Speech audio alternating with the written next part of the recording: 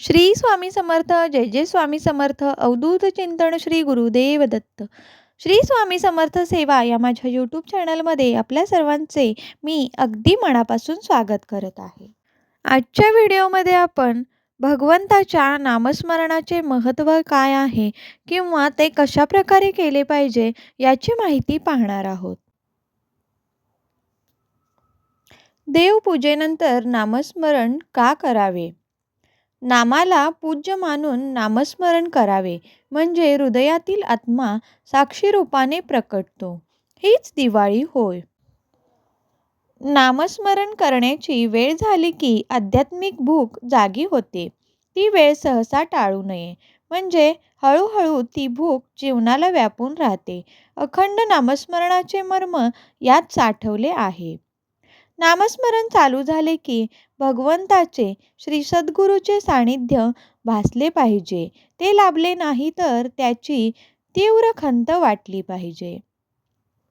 नामस्मरण करता करता इंद्रियांची धडपड व धाव नकळत क्षीण होते, पण नामाची धारा चालते. हीच गुरुकृपेची प्रचिती होय. नामस्मरणाने भगवंत अथवा सद्गुरू जवळ आहे हा भरवसा नकळत निर्माण होतो. त्यामुळे डोळ्यांना जग तर दिसतेच, पण त्याच्या पलीकडे देखील दिसते. नामस्मरण मनात स्थिर झाले की देहाचा मधून मधून विसर पडतो. त्या विस्मरणाच्या अवस्थेमध्ये स्थलकालाचे भान उरत नाही. सद्गुरूकडून आलेले नाम भगवंताकडून आलेले असते. त्या नामानेच भगवंतांचे दर्शन घडते. देह स्वभाव मुळापासून बदलणे हा त्या दर्शनाचा दृश्य परिणाम घडून येतो. नामस्मरणाने नकळत भगवंताचे अथवा सद्गुरूचे एक रूप मनात तयार होते. पुढे ते रूपच मनाला व्यापून राहते. नाम घेणारा मधून त्या रूपाशी समरस होतो. नामस्मरणाचा अनुभव लवकर पाहिजे का? मग रोज रात्री 12 ते 3 वाजेपर्यंत एकांतात बसून नामस्मरण करावे. देवाच्या दर्शनाशिवाय मला काही नको हा विचार घट्ट धरून ठेवावा. तेथे तल्लीनता आली की भगवंताचा प्रकाश झळकतो. नामस्मरण करणाऱ्याने एक नियम पाळावा, तो हा की नाम घेण्याची उर्मी आली म्हणजे सारी कामे बाजूला सारावी आणि आसनस्थ होऊन नामस्मरण करावे. अशा उर्मीच्या पालनातूनच नामाची उर्मी हा स्वभाव बनतो. नामाच्या उर्मीला बाधक किंवा मारक तर्क, वातावरण किंवा व्यक्ती कुशलपणे बाजूला कराव्या. त्याने फारसे नुकसान होणार नाही. झाले तर सद्गुरू भरून काढतील.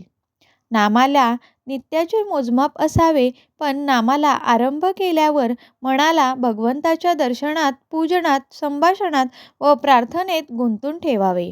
अंतकाळी ही सवय अतिशय उपयोगी पडते. अंतकाळी जीव भगवंताला बरोबर घेऊनच जातो.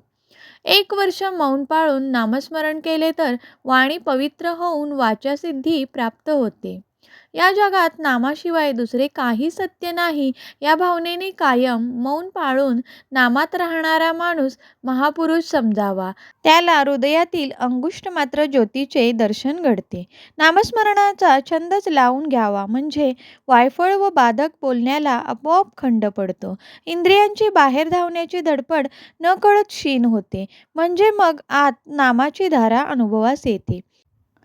नामाचे अनुभव ज्याचे त्याला, ते सांगू नये हे खरे, पण नामस्मरण करणाऱ्या माणसाची नामावरील श्रद्धा घट्ट व्हावी या शुद्ध हेतूने नामाचे अनुभव सांगायला सद्गुरू परवानगी देतात. म्हणून प्रचिती सांगण्याला दोष नाही. थोड्या अभ्यासाने नामस्मरण पचनी पडते. नाम पचनी पडल्यावर मग नामस्मरण ही एक आध्यात्मिक प्रक्रिया माणसाच्या अंतर्यामी आरंभ पावते. या प्रक्रियेच्या 2 खुणा आहेत. खूण पहिली, आतमध्ये चालणारे नाम मी घेत नसून ते एक निराळ्या शक्तीने चालते हे स्वच्छपणे कळते. दुसरी खूण, हृदयातील मीच्या असण्याची भावना म्हणजेच अहंकार क्षीण होत जाऊन त्याची जागा भगवंत अथवा सद्गुरू घेतात. अशा रीतीने भगवंत हृदयात अवतरतो. ज्याच्या हृदयात सतत नाम घेणारा मी आहे आणि त्याच्या शेजारी भगवंत विराजमान आहे, तो पुरुष खरोखर धन्य होय. नामस्मरण करता करता त्याचा नाद आत निनादू लागतो.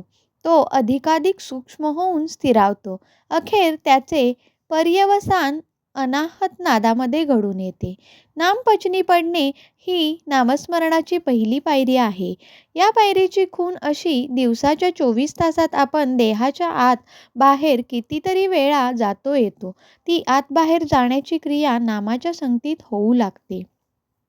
नाम घेता घेता आजूबाजूच्या जगाची संवेदना लटकी पडू लागते.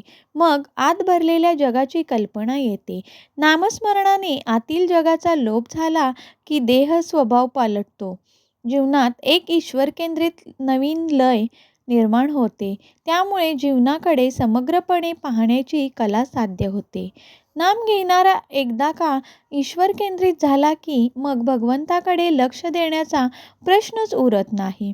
त्याच्याकडे लक्ष असो वा नसो, तो सतत दिसतच राहतो.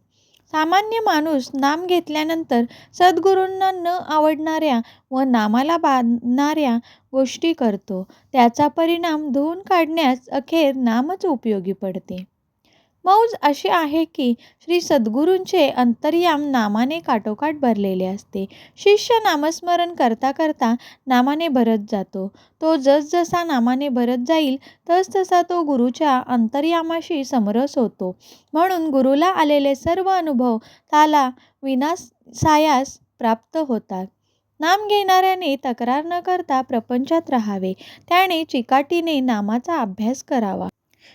गुरुला दया येते व तो स्पेशल कृपा करून भगवंताची म्हणजे स्वस्वरूपाची गाठ घालून देतो.